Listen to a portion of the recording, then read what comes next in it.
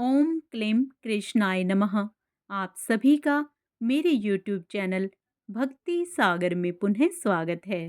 आज के अपने इस वीडियो में हम भागवत के सप्ताह यज्ञ के उद्यापन का वर्णन सुनेंगे। साथ ही कन्हैया की गोचारण लीला का व्याख्यान भी सुनेंगे।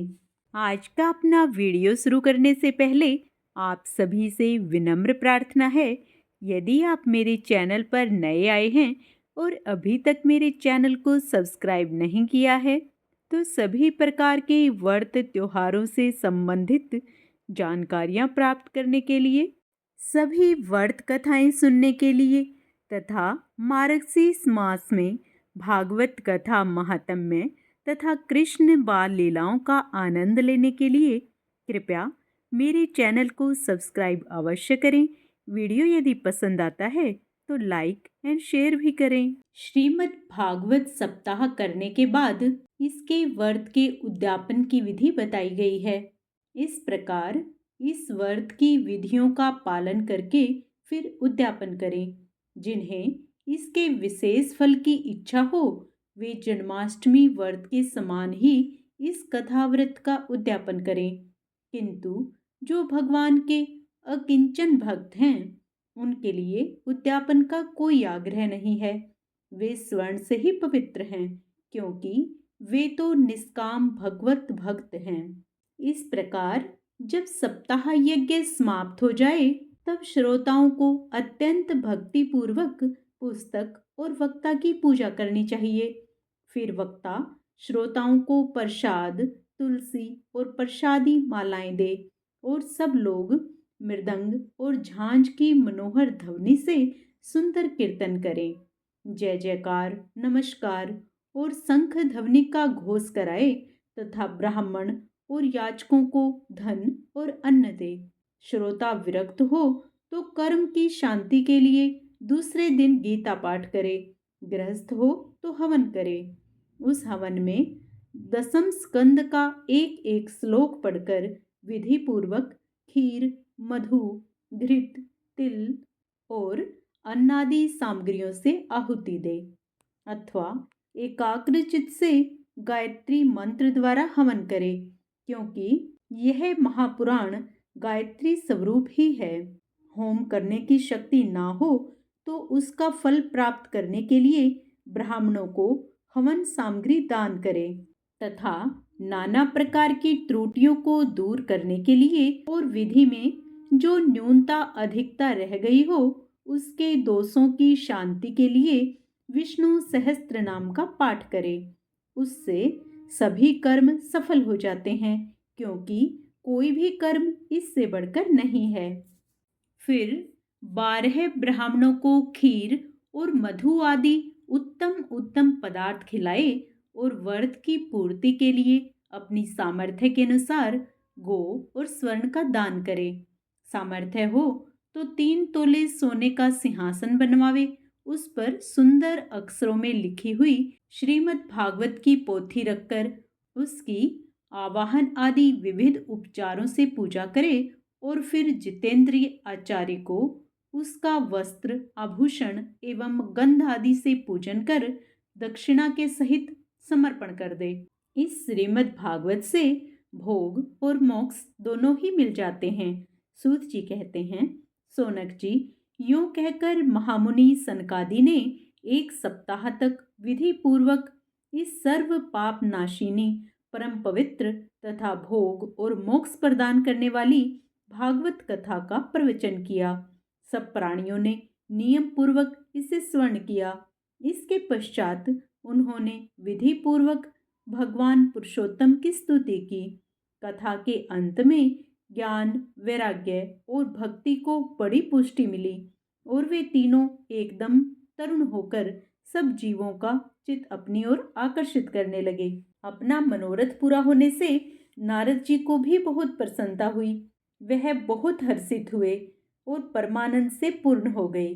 इस प्रकार कथा स्वर्ण कर भगवान के प्यारे नारद जी हाथ जोड़कर प्रेम पूर्वक वाणी में सोनकादि से बोले। नारद जी ने कहा, मैं धन्य हूँ, आप लोगों ने करुणा करके मुझे बड़ा ही अनुग्रहित किया है आज मुझे सर्व पापहारी भगवान श्री हरि की ही प्राप्ति हो गई है। तपोधनो, मैं श्रीमद् भागवत स्वर्ण को ही सब धर्मों से श्रेष्ठ मानता हूँ, क्योंकि इसके स्वर्ण से वैकुंठ, गोलोक, बिहारी श्री कृष्ण की प्राप्ति होती है। सूत जी कहते हैं, सोनक जी, वैष्णव श्रेष्ठ नारद जो यों कह ही रहे थे कि वहां घूमते फिरते योगेश्वर सुखदेव जी वहां आ गए। कथा समाप्त होते ही व्यास नंदन श्री सुखदेव जी वहां पधारे। 16 वर्ष की सी आयु आत्म लाभ से पूर्ण ज्ञान रूपी महासागर का संवर्धन करने के लिए चंद्रमा के समान वे प्रेम से धीरे धीरे श्रीमद् भागवत का पाठ कर रहे थे। परम तेजस्वी सुखदेव जी को देखकर सारे सभासद झटपट खड़े हो गए और उन्हें एक ऊंचे आसन पर बैठाया। फिर देवर्षि नारद जी ने उनका प्रेम पूर्वक पूजन किया। उन्होंने सुखपूर्वक बैठकर कहा, आप लोग मेरी निर्मल वाणी सुनिए। श्री सुखदेव जी बोले, रसिक एवं भावुक जन, यह श्रीमद् भागवत वेद रूप कल्प वृक्ष का परिपक्व फल है। श्री सुखदेव रूप सुख के मुख का संयोग होने से अमृत रस से परिपूर्ण है। यह रस ही रस है, इसमें न छिलका है और न गुठली। यह इसी लोक में सुलभ है। जब तक शरीर में चेतना रहे तब तक आप लोग बार बार इसका पान करें। महामुनि व्यासदेव ने श्रीमद् भागवत महापुराण की रचना की है।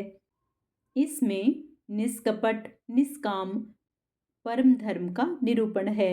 इसमें शुद्धता करण सत्पुरुषों के जानने योग्य कल्याणकारी वास्तविक वस्तु का वर्णन है, जिससे तीनों तपों की शांति होती है। इसका आश्रय लेने पर दूसरे शास्त्र अथवा साधन की आवश्यकता नहीं रहती। जब कभी पुण्यात्मा पुरुष इसके स्वर्ण की इच्छा करते हैं, तभी ईश्वर अविलंब उनके हृदय में अवरुद्ध हो जाता है। यह भागवत पुराणों का तिलक और वैष्णवों का धन है।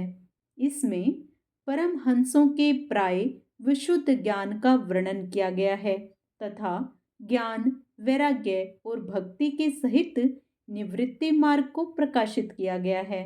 जो पुरुष भक्ति पूर्वक इसके स्वर्ण पाठन और मनन में तत्पर रहता है, वह मुक्त हो जाता है।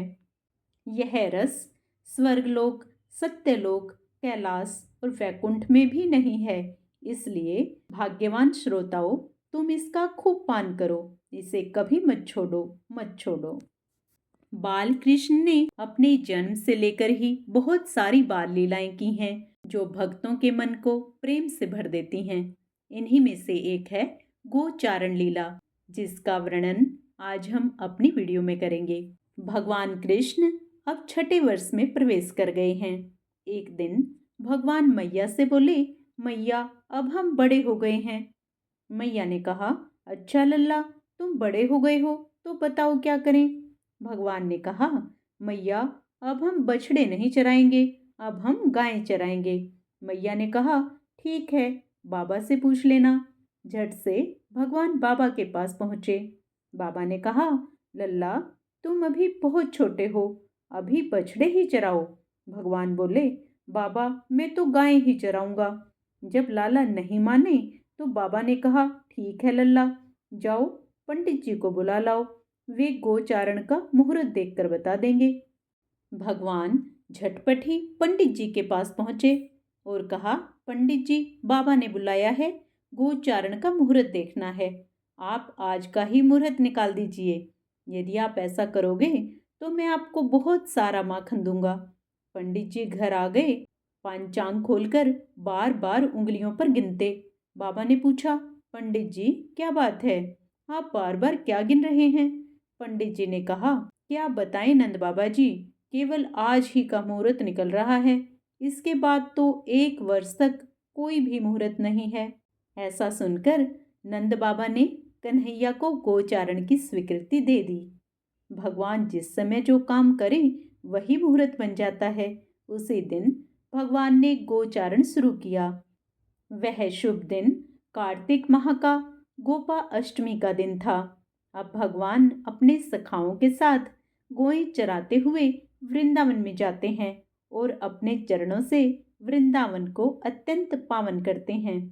यह वन गायों के लिए हरी हरी घास से युक्त एवं रंग बिरंगे पुष्पों की खान हो रहा था। आगे आगे गायें और उनके पीछे पीछे बांसुरी बजाते हुए श्याम सुंदर, तदंतर बलराम और फिर श्री कृष्ण के यश का गान करते हुए ग्वाल बाल। इस प्रकार विहार करने के लिए उन्होंने वन में प्रवेश किया। भगवान कृष्ण गौ माता से अति प्रेम करते थे और ये संदेश देना चाहते थे कि गौ ही सबकी माता है। सारे देवी देवताओं का वास गौ माता में ही होता है। जो गौ माता की सेवा करता है, गौ माता उसकी सारी इच्छाएं पूर्ण कर देती हैं। वे गौ माता की सेवा करने से सभी देवी देवताओं का आशीर्वाद हमें स्वतः ही मिल जाता है तथा श्री कृष्ण भगवान अति प्रसन्न होते हैं। अब हम कृष्ण चालीसा का पाठ करेंगे। बंसी शोभित कर मधुर, नील जलद तन श्याम, अरुण अधर जनु बिंब फल, नैन कमल अभिराम, पूर्ण इंद्र अरविंद मुख, पीतांबर शुभ साज, जय मनमोहन मदन छवि, कृष्ण चंद्र महाराज। श्री कृष्ण महाराज की जय हो। बंसी मधुर अधर धरि टेरो, होवे पूर्ण विनय यह मेरो, आओ हरि पुनि माखन चाखो, आज लाज भारत की राखो।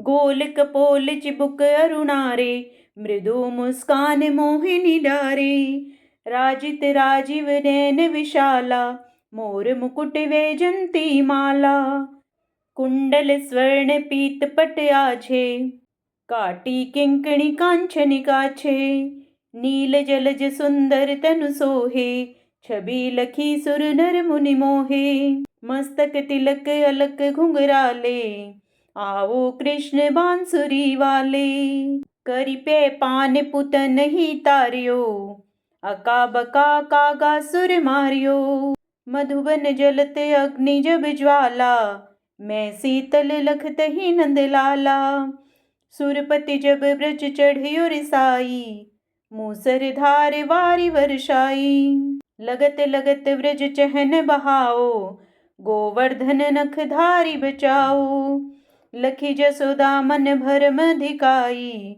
मुख में 14 भुवन दिखाई, दुष्ट कंस अति उधम मचायो, कोटि कमल जब फूल मंगायो, नाथी काल ही तब तुम लीन्हे, चरण चिन्ह दे निर्भय कीन्हे, करि गोपिन संग रास विलासा, सबकी पूर्ण करि अभिलाषा, कीतिक महा असुर संहारो, कंस ही केस पकड़ दे मार्यो, मात पिता की बंधी छुड़ाई, उग्रसेन कह राज दिलाई, मही से मृतक छहु सुत लायो, मातु देव की शोक मिटायो, भीमासुर मुर दैत्य संहारी, लाए 60 सहस कुमारी, दे भीम ही तृण चीर सहारा, जरा सिंधु राक्षस कह मारा, असुर बकासुर आदिक मारियो, भक्तन के तब कष्ट निवार्यो, दीन सुदामा के दुख टारियो, तंदुल 3 मूठ मुख डारियो, प्रेम के साग विदुर घर मांगे, दुर्योधन के मेवा त्यागे, लखी प्रेम की महिमा भारी, ऐसे श्याम दीन हितकारी, भारत के पारथ रथ हाके, लिए चक्र कर नहीं बल थाके, निज गीता के ज्ञान सुनाए, भक्तन हृदय सुधा बरसाए, मीरा थी ऐसी मत वाली, विष पी गई बजा कर ताली, राणा भेजा सांप पिटारी, शालिग्राम बने बनवारी, निज माया तुम विधि दिखायो, उरते संशय सकल मिटायो, तब सत निंदा करी तत्काला, जीवन मुक्त भयो शिशुपाला, जब ही द्रौपदी टेर लगाई, दीनानाथ लाज बचाई। तुरंत ही वसन बने नंद लाला, बढ़त चीर में अरि मुँह काला। अस अनाथ के नाथ कन्हैया, डूबत भंवर बचाओ नैया। सुंदर दास आउर धारी, दया दृष्टि कीजे बनवारी। नाथ सकल मम कुमति निवारो, अक्षमहु बेगी अपराध हमारो। खोलो पट अब दर्शन दीजे, बोलो कृष्ण कन्हैया कीजे। यह चालीसा कृष्ण का पाठ करे उर्धारी, अष्ट सिद्धि नवनिधि फल, लह पदारथ चारी। जय श्री कृष्ण। आइए अब कृष्ण कन्हैया की आरती करें। आरती कुंज बिहारी की, श्री गिरधर कृष्ण मुरारी की। गले में वैजंती माला, बजावे मुरली मधुर बाला। स्वर्ण में कुंडल झलकाला, नंद के आनंद नंद लाला। गगन समय अंग कांति काली, राधिका चमक रही आली। लतन में ठाडे वनमाली, भ्रमर सी अलक कस्तूरी तिलक। चंद्र सी झलक ललित छवि श्यामा प्यारी की, श्री गिरधर कृष्ण मुरारी की। आरती कुंज बिहारी की, श्री गिरधर कृष्ण मुरारी की। कनक में मोर मुकुट बिलसे, देवता दर्शन को तरसे।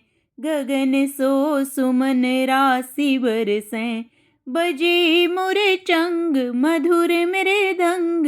ग्वालिनी संग अतुल रति गोप कुमारी की, श्री गिरधर कृष्ण मुरारी की। आरती कुंज बिहारी की, श्री गिरधर कृष्ण मुरारी की। कनक में मोर मुकुट बिलसे, देवता दर्शन को तरसे। गगन सो सुमन राशि बरसे, बजे मुरे चंग मधुर मृदंग। ग्वालिनी संग अतुल रति गोप कुमारी की, श्री गिरधर कृष्ण मुरारी की। आरती कुंज बिहारी की, श्री गिरधर कृष्ण मुरारी की। जहाँ ते प्रकट भई गंगा, कलुष कलिहारिणी श्री गंगा। स्मरण ते होत मोह भंगा, बसी शिव सी जटा के बीच। अरे अघ कीच चरण छवि श्री बनवारी की, श्री गिरधर कृष्ण मुरारी की। चमकती उज्ज्वल तट रेणु, बज रही वृंदावन बेनु। चहूँ दिस गोपी ग्वाल धेनु, हंसत मृदु मंद चांदनी चंद। कटत भव फंद टेर सुन दीन भिखारी की, श्री गिरधर कृष्ण मुरारी की। आरती कुंज बिहारी की, श्री गिरधर कृष्ण मुरारी की। जय श्री कृष्णा। राधे राधे।